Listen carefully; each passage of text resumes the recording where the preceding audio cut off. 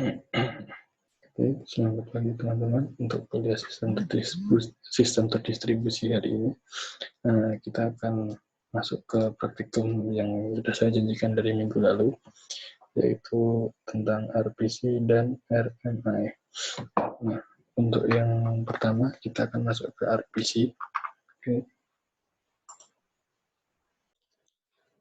Untuk RPC ini merupakan Simple XML based protocol for exchanging information between computer across the network. Nah, untuk contoh yang kali ini RPC sendiri kita akan menggunakan XML RPC. Nah, mungkin kalau teman-teman nanti nyari soal RPC itu ada banyak ya. Mungkin kalau yang baru itu mungkin yang bisa dipakai itu adalah gRPC. Ya, itu salah satu contohnya, atau mungkin juga bisa pakai juga JSON RPC. Nah, ini contoh tutorialnya ini nanti untuk materi teorinya sendiri itu saya dapatkan dari tutorial Spoin. Nah, tapi untuk contoh tutorialnya sendiri untuk XML RPC nanti akan sudah saya siapkan sendiri. Nah, kita lanjutkan.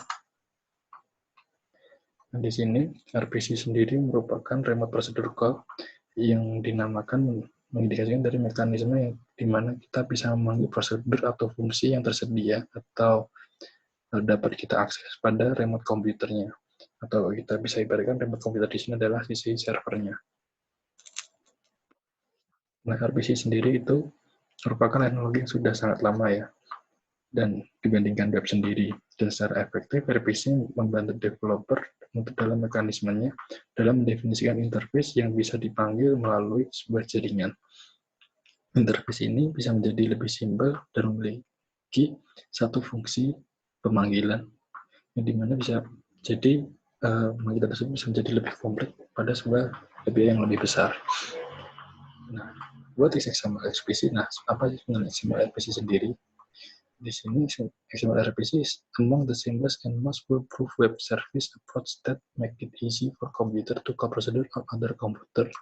Yang dimana XML RPC sendiri memperbolehkan program untuk memakai fungsi atau prosedur pemanggilannya itu melalui sebuah jaringan. Dan XML RPC sendiri menggunakan protokol HTTP untuk memberikan atau mempass information dari client komputer ke arah server komputer. Dan di sini XML RPC sendiri menggunakan small XML vocabulary to describe the nature of request and response. Nah, jadi nanti ada kayak skema struktur XML-nya sendiri ketika kita menggunakan XML RPC sebagai media komunikasinya. Nah, XML RPC client menspesifikasikan sebuah prosedur, nama prosedur dan parameter ke dalam bentuk XML request, dan selanjutnya server akan mengembalikan hasilnya, apakah itu berupa sebuah kesalahan atau mungkin bisa dianggap sebagai error. Ibaratnya kayak kita memanggil atau mengakses sebuah jaringan, sebenarnya ada error code-nya ya, kayak kalau kita website pada umumnya itu misalkan ada error ya bisa jadi not found 404, atau mungkin juga server error yaitu 500, atau mungkin juga bisa diterima itu error code-nya 200, itu bisa dianggap bukan sebagai fault kalau error code-nya 200 ya, karena dianggapnya success connection, atau mungkin error code pada HTTP protokol yang bernilai 100 itu masih diperbolehkan karena ibaratnya memang ibaratnya dia bukan fault tolerant. Tapi kalau ibaratnya dia masuk ke error code yang 200 itu sudah menjadi defaultnya ketika pada XML RPC ini. Jadi ibaratnya kalau dia bisa memberikan respon berarti error code-nya adalah 200. Dan nanti akan memberikan sebuah respon kalau kita error code-nya dari 200 atau OK. Itu ibaratnya dia akan memberikan sebuah respon yang berupa XML respon juga. Jadi strukturnya akan sama, yaitu menggunakan XML strukturnya, tapi memiliki bagian yang sedikit berbeda antara request dengan respon. Nah, XML RPC parameter a simple list of type and content or struct and array are the most complex type available. Nah, nanti parameternya sendiri nanti didefinisikan dalam sebuah bentuk simple list, atau bisa jadi bisa kita gunakan dalam bentuk array ya untuk menggunakan parameternya. Selanjutnya, XML RPC is notion of object and mechanism for including information that is other XML vocabulary. Nah, di sini kita belum bermain dengan object reference, tapi kalau misalkan kita mau menggunakan object reference, kita bisa masuk ke contoh yang nanti selanjutnya, contoh dari RMI atau Remote Method Invocation. Nah, selanjutnya, XML RPC and web service, however, the web become a collection of procedural connection where computer exchange information along tightly bound path. Nah, ibaratnya nanti, kalau model dari si XML RPC dan web service ini merupakan menjadi sebuah koleksi dari kumpulan prosedur yang terkoneksi pada hubungan antar komputer yang nanti akan bertukar semua informasi yang sangat tightly bound path. Jadi ibaratnya ya akan saling tergantung banget antara dari client dengan service tersebut. Nah, XML RPC emerged in early 1998. It was published by user and software initially implemented in their founder product. Nah, hasil selanjutnya, kenapa harus XML RPC? Jika kita ingin mengintegrasikan multiple computing environment, but the need to share complex data structure directly, you will find that XML RPC let you establish communication quickly and easily. Jadi mungkin kalau bisa kita kenal juga nanti bisa kita masuk ke minggu depan, yaitu contoh lainnya dari web service. Bisa jadi kita bermain juga dengan RESTful web service. Nah, even if you work within a single environment, you may find that RPC approach make it easy to connect programs that have different data model or processing expectation, and that it can provide easy access to reusable logic. Nah, sini selanjutnya, XML RPC is an example for establish a wide variety of connection between computer and XML RPC offer integrator an opportunity to use a standard vocabulary and approach for exchanging information. And XML RPC most obvious suite of application is connecting different kinds of environment, allowing Java to talk with Python, ISP, and so on. Jadi RPC ini sebenarnya kalau kita di bahasa pemrograman yang lain itu juga ada ibaratnya mau bertukar layanan atau menggunakan pemanggilan metode yang sudah tersedia pada atau dituliskan pada bahasa yang lain, ya kita bisa saja, asalkan memang bisa digunakan untuk akses antar komputer tersebut. Bisa ibaratnya kalau kita bermain dengan RESTful web service, bikin dengan PHP, ya kita bisa panggil juga dengan dengan PHP, nggak harus PHP juga, tapi bisa juga dengan bahasa pemrograman yang lain, selama dia bisa penggunaannya untuk HTTP protokol. Nah, karena RPC ini sendiri kita kalau lihat tadi, dia basisnya adalah dari penggunaan HTTP protokol. Nah, utamanya ya karena kita ingin mengintegrasikan atau menggabungkan dari penggunaan riset dari beberapa komputer secara langsung. Nah, kita bisa menjebatannya dengan penggunaan XML RPC. Nah, untuk XML RPC, technical overview di sini untuk menjadi pembahasan awal, yaitu XML RPC data model, yaitu a set of type for use in passing parameter, return value, and fault. Nah, di sini kita cuma bicara soal struktur yang terdapat pada XML RPC-nya sendiri antara klien dengan server. Itu kalau dari klien berarti dia harus berikan struktur XML untuk request-nya, dan si server akan berikan struktur dalam bentuk responnya dia. Nah, tapi nanti untuk urusan struktur data model ini sudah diatur oleh si library yang kita gunakan. Nah, kalau misalkan nanti dari responnya teman-teman mau handle lagi, nah itu bisa bermain dengan object serializable ya. Yang mungkin akan kita pelajari di materi selanjutnya, itu di REST service. Dan XML RPC request structure yaitu an HTTP post request containing method and parameter information. Jadi ibaratnya untuk pemanggilan atau penggunaan request structure sendiri itu cuma membutuhkan nama metode yang dipanggil dan juga parameternya itu apa saja yang dibutuhkan pada metode yang akan dipanggil. Selanjutnya untuk response structure, nah di sini bisa bentuknya fleksibel ya. Bisa jadi bentuknya cuma string saja atau mungkin tipe datanya, itu tergantung dari return value dari penggunaan metode yang sedang dipanggil oleh sisi kliennya. Nah, selanjutnya di sini the XML specification defines six basic data type and two compound data type that represent combination of type. Nah, kalau teman-teman masih ingat ada mata kuliah pemrograman, itu kan juga sudah diajarkan dari awal ya, yaitu tipe datanya, jenis-jenisnya ada apa saja gitu kan.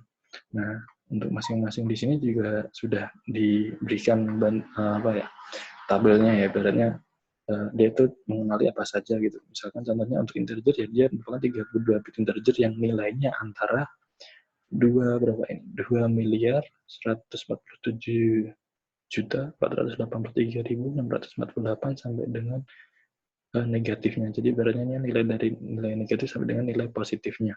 Nah, untuk penggunaannya di XML RPC sendiri, nilainya itu bisa dibentuk dengan bentuk tag, yaitu int dan juga tag i4. Nah, nanti antara request dengan responnya itu bisa berupa integer ini atau mungkin i4. Nah, ini mengindikasikan bahwa nilai yang ada di dalam respon atau request tersebut dia menampung nilai dengan tipe integer. Nah, dia juga mengenal juga nanti ada double, ada juga bentuk boolean. Tapi booleannya di sini bentuk dari true dan false. Nah, cuma nilai yang diberikan nanti sifatnya adalah bentuk nilai dari bentuk integernya. Kalau kita integer dari booleannya, kita cuma tahu antara 0 dan 1.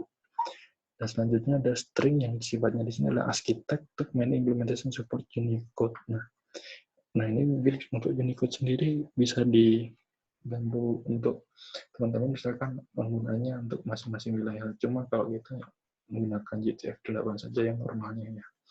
Nah, itu bisa bergantung dari inputan atau respon atau dari masing-masing server yang menggunakan. Misalnya data ISO yang ini standar formatnya ya. Formatnya nanti ada CCYY, MM, DD, TV, HH, MMSS.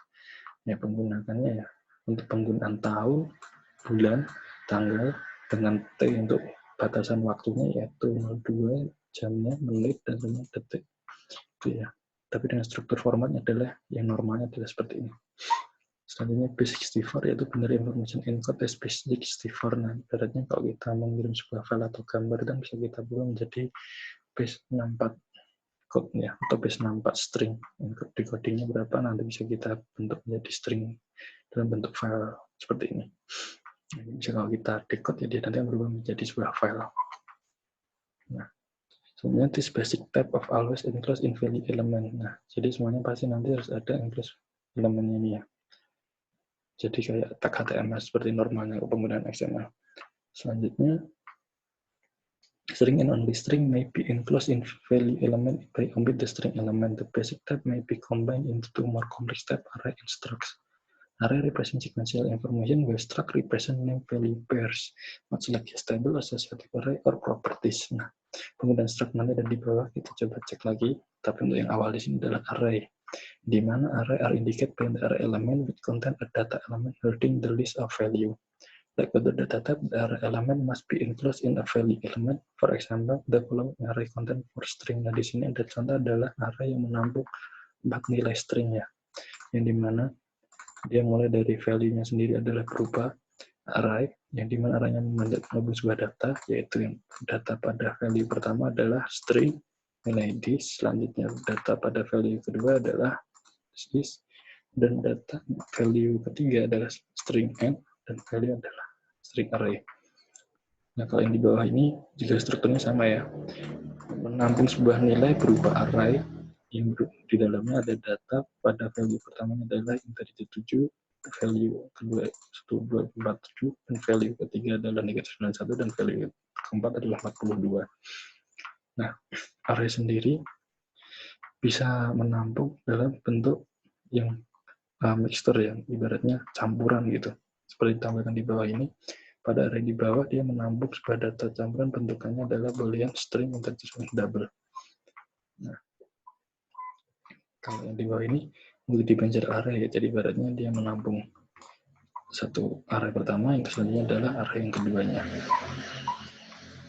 Nah, selanjutnya simple structure. Nah, structure ini mungkin bisa teman-teman analogikan kayak penggunaan objek ya. Jadi dari satu objek member dia punya properti berupa nama, yaitu namanya adalah given name, yang dimana nanti untuk given name ini sendiri memiliki sebuah nilai yaitu Joseph. Dan member selanjutnya adalah name-nya sendiri adalah member yang memiliki properti family name, yang dimana nantinya dia itu punya nilai ini di node. Selanjutnya untuk membernya struktur ketiga adalah dia punya properti bernama age, selanjutnya nilainya adalah 27 sebagai bentuk integernya. Ini kita analogikan sebagai bentuk value structure ini adalah satu objeknya.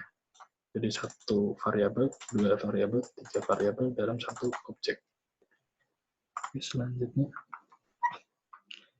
XML RPC requests are combination of XML content and HTTP header. The XML content uses the data type structure to pass parameter and contain additional information identifying which procedure is being called, while the HTTP header provides a wrapper for passing the request over the web. Each request contains a single XML document whose root element is a method call element. Each method call element contains a method name element and a params element. The method name element identifies the name of the procedure to be called, while the param element contains a list of parameters and their values. Each param element includes a list of param element which is turned content value element. Nah, di sini sebagai contoh, to pass a request to method call circle area. Jadi nanti ada sebuah metode yang akan dipanggil yaitu circle area, yang dia nanti membutuhkan sebuah parameter double yang digunakan sebagai radius, sehingga RPC-nya akan menjadi bentuk seperti ini, yaitu ini kan satu file XML ya, jadi dari atas sampai bawah ini ada satu file XML yang digunakan untuk method call, yang dimana method call-nya nanti memanggil sebuah metode yaitu circle area sesuai dengan kebutuhan nantinya. Yang circle area nanti di dalam sini dia punya parameter yang jumlahnya adalah 1, tapi param di sini dia ada S-nya, jadi bisa jadi di sini ada sifatnya punya parameter lebih dari 1. Tapi penggunaan di sini kita cuma butuh satu elemen untuk parameter, yaitu param 1, yaitu berupa double dengan nilai 241. Jadi paramnya punya value berupa double, nilainya 241.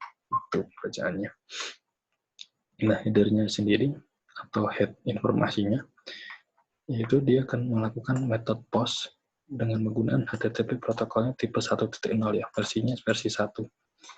Nah, sebenarnya user agent di sini identifier atau sudah diidentifikasikan, dan hostnya ini adalah targetnya kemana, dan content type-nya. Nah, content type-nya di sini berupa XML, sehingga di sini sifatnya adalah XML, dari sifatnya teks, dengan content length-nya adalah ukuran dari si XML metode-nya ini atau XML request-nya ini yang berupa banyaknya byte.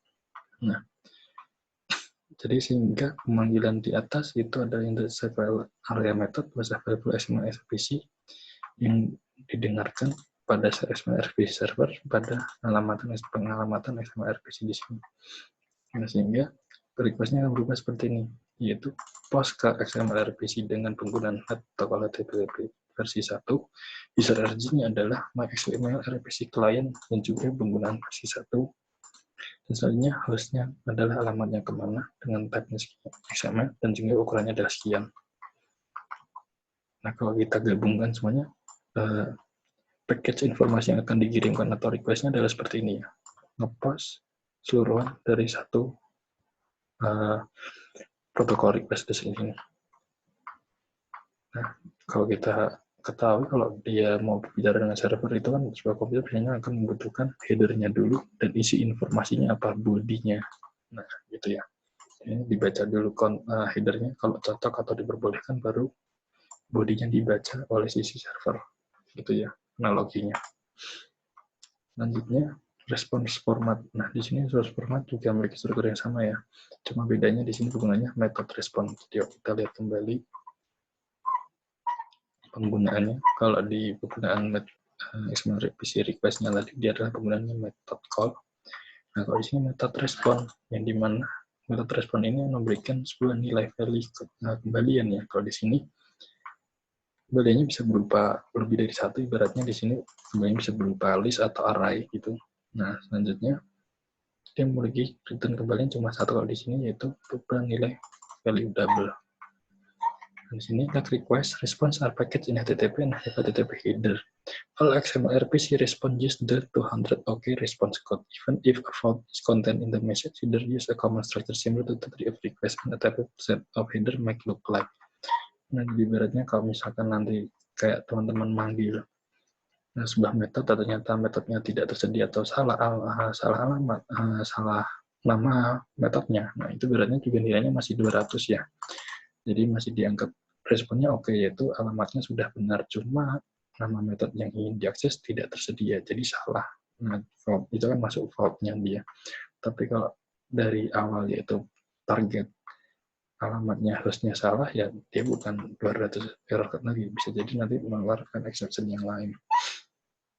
Nah, kalau kita lihat kembali juga di respon masih sama ya. Kalau kita gabungkan, ya bentuknya seperti ini.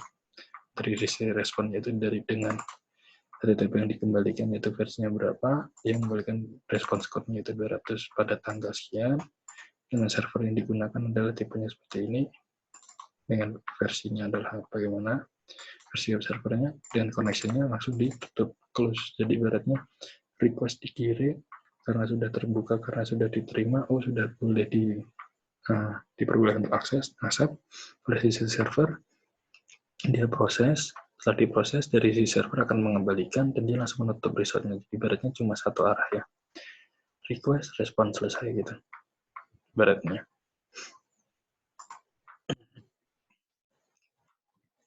Nah, ibaratnya di sini ya, XML RPC fault are a type of response if there was a problem in processing XML RPC. Nah, di sini contohnya adalah no such method, ibaratnya tidak ada metode yang ditemukan untuk diakses atau dipanggil.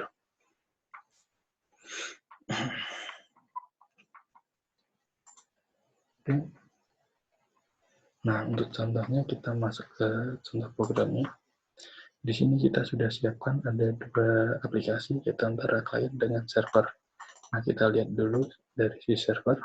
Nah, dari si server nantinya itu teman-teman bisa download package-nya di sini. Itu adalah ada di bagian alamat ini ya. XML RPC org, XML RPC. Teman-teman kalau dibuka itu nanti masuk ke download di sini dan distribution directory, dan teman-teman bisa masuk ke bagian nah selanjutnya mungkin bisa dicek di versi ini. Nah, bisa teman-teman pakai ini atau mungkin juga pakai versi yang terbaru yang ada di bawah di sini ya. Nah, kalau selanjutnya nanti teman-teman sudah download, nanti bisa teman-teman dengan lakukan add library. Contohnya adalah contoh di sini, misalkan saya remove dulu. Jadi di bagian server nanti dia menggunakan library yang server ya. Jadi kalau kita lihat di list library Java NetBeans saya, itu bagian XML RPC server di sini, dia sudah ada ya. Nah, mungkin kalau dimainkan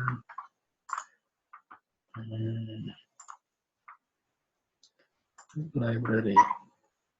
Nah, mungkin kalian bisa dimainkan dengan cara di sini ya. Diberikan nama my library apa, akan kasih, dan ada jar foldernya. Nah, di sini saya sudah taruh di bagian download. Selanjutnya nanti versi yang tadi saya download di bagian link. Nah, di sini ada listnya ya. Nanti bisa ditentukan untuk server ya, server sendiri. Jadi ibaratnya server tadi dia kumpulan dari semua ini kecuali yang klien. Kalau klien semuanya kecuali yang server. Nah, itu nanti dimasukkan. Nah, ketika nanti aku masukkan yang server, dia nanti langsung masuk untuk semuanya. Ya. Oke. Nah, untuk dokumennya sendiri teman-teman bisa lakukan juga. Yaitu contohnya kalau nanti my library, nanti di add, tadi adalah SPC, pada download, ini. Nah, ini yang kita input. Nah, selanjutnya yang bagian dokumen ini adalah bagian dokumen yang bisa kalian masukkan pada bagian tab Javadoc ini. Jadi bisa exit folder.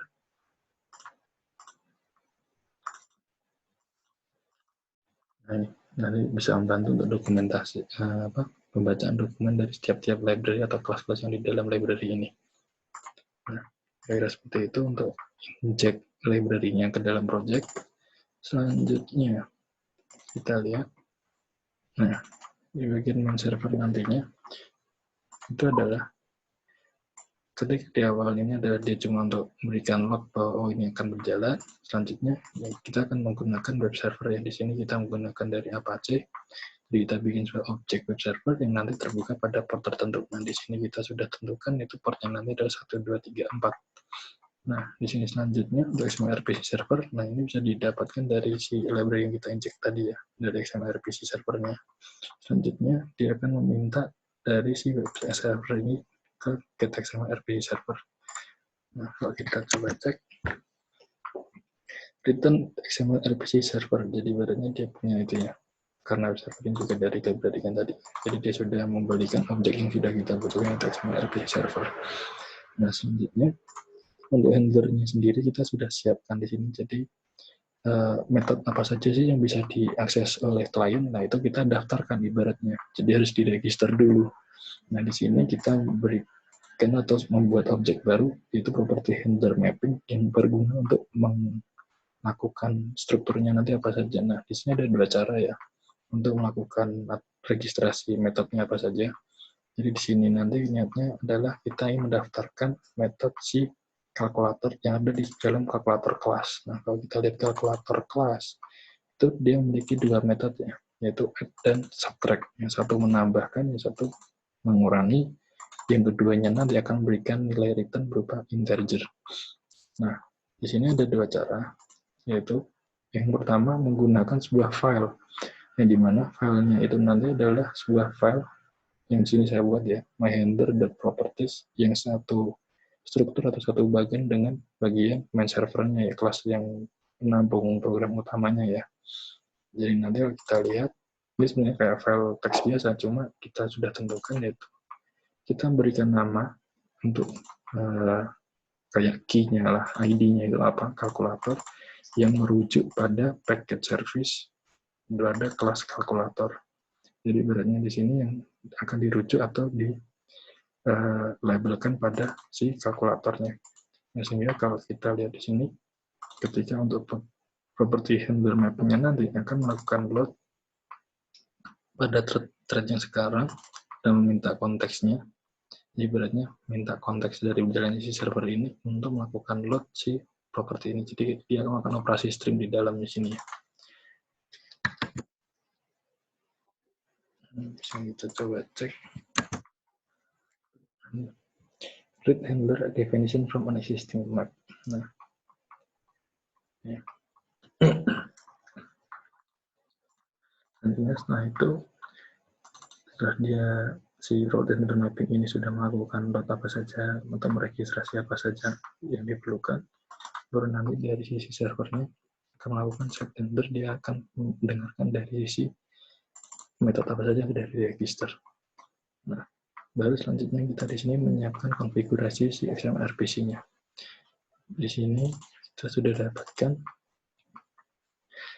dari servernya itu, dari sini XMRPC servernya kita minta config yang defaultnya dia dulu.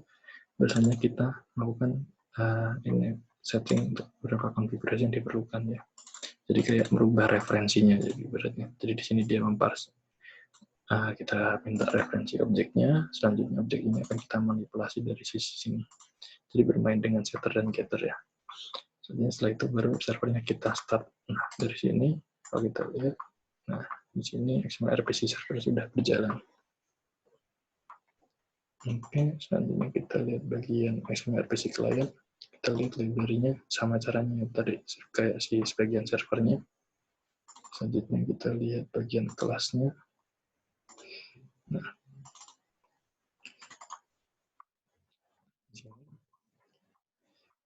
kalau kita lihat ada satu kelas yaitu gunanya adalah untuk logger.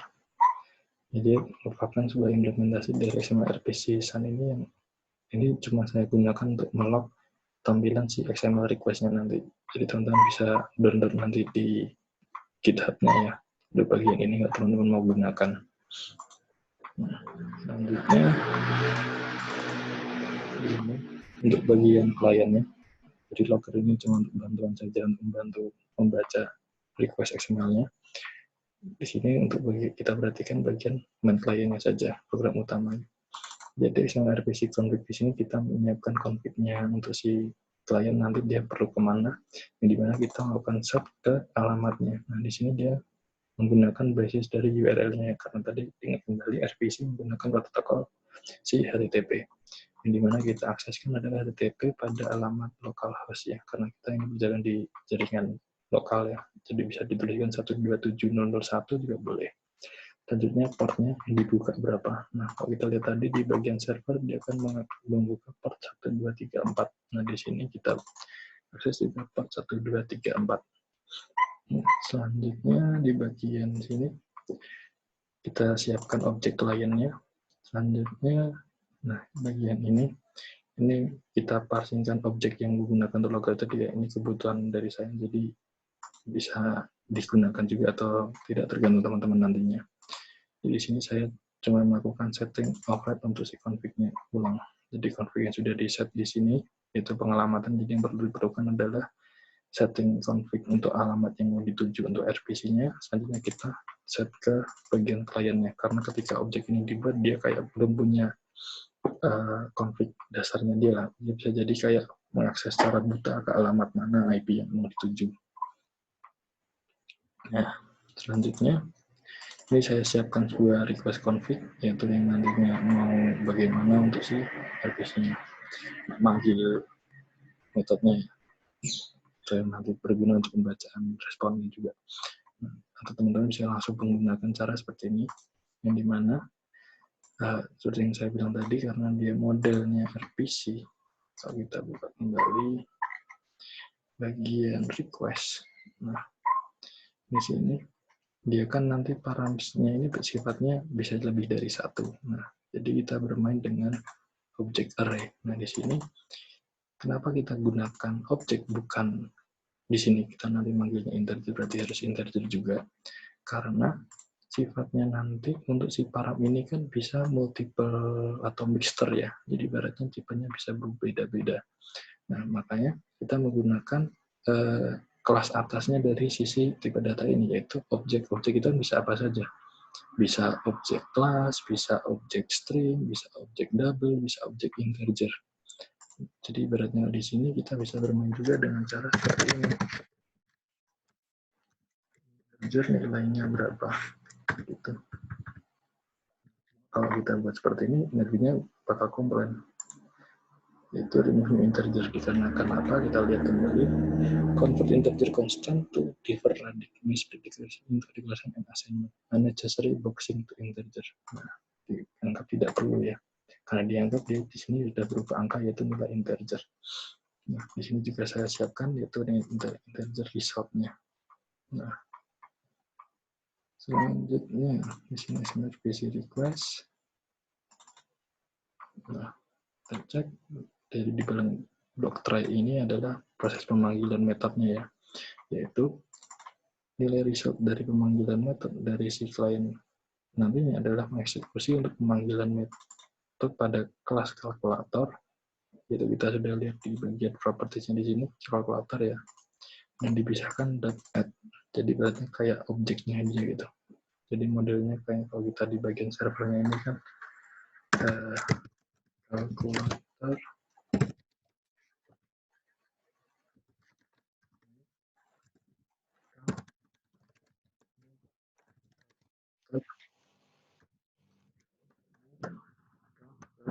ada pemanggilan berapa metodenya ya, add dan subtract gitu. Dipisahkan dengan titik untuk definisi tiap metodenya dia. Nah, kita lihat di sini dia memanggil add, yang di bawah nanti pemanggilan subtract. Nah, di sini contohnya untuk pemanggilan si bagian dengan XML-nya. Lalu kalau kita jalankan, ya, add result 30, yang sini subtract result adalah 10. Nah, penggunaannya nanti metode kalau dia berapa apa, metode name kalkulatornya dengan parameternya apa, yaitu if-for ya. Tadi kan if-for atau integer juga boleh. Nah, di sini sudah di handle serializable-nya oleh si library. Nah, nanti metode responnya dia dari mana, yaitu dari sini. Tinggal kita lihat, dia nanti value-nya juga sama sudah ditentukan. Nah, hasilnya begini ya.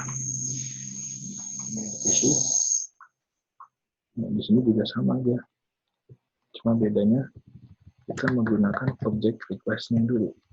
Jadi ibaratnya si bagian action di sini request-nya nanti. Jadi kayak kita membuatkan satu request satu objek gitu. Jadi sendiri-sendiri gitu. Jadi setiap satu request ini kita bikin objek baru yang dia menggunakan config-nya yang sudah dibuat atau bisa. Selanjutnya memanggil metode apa dengan parameter yang sudah kita perlukan gitu. Jadi tinggal dibuat objeknya, objek baru, selanjutnya dia dipas ke bagian pemanggilan eksekusi ini. Nah, kalau ini kita tidak casting hasilnya ya, ini bakal error juga. Nah, dia tidak tahu karena dia sifatnya return-nya di sini masih berupa objek. Ini ya.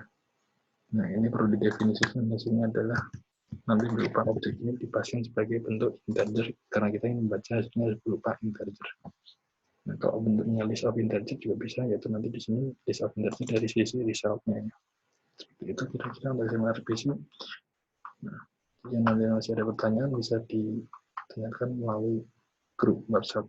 Mungkin untuk XML RPC saya stop. Nanti kita akan lanjutkan ke contoh yang selanjutnya, yaitu contoh RMI di Java. Oke, terima kasih.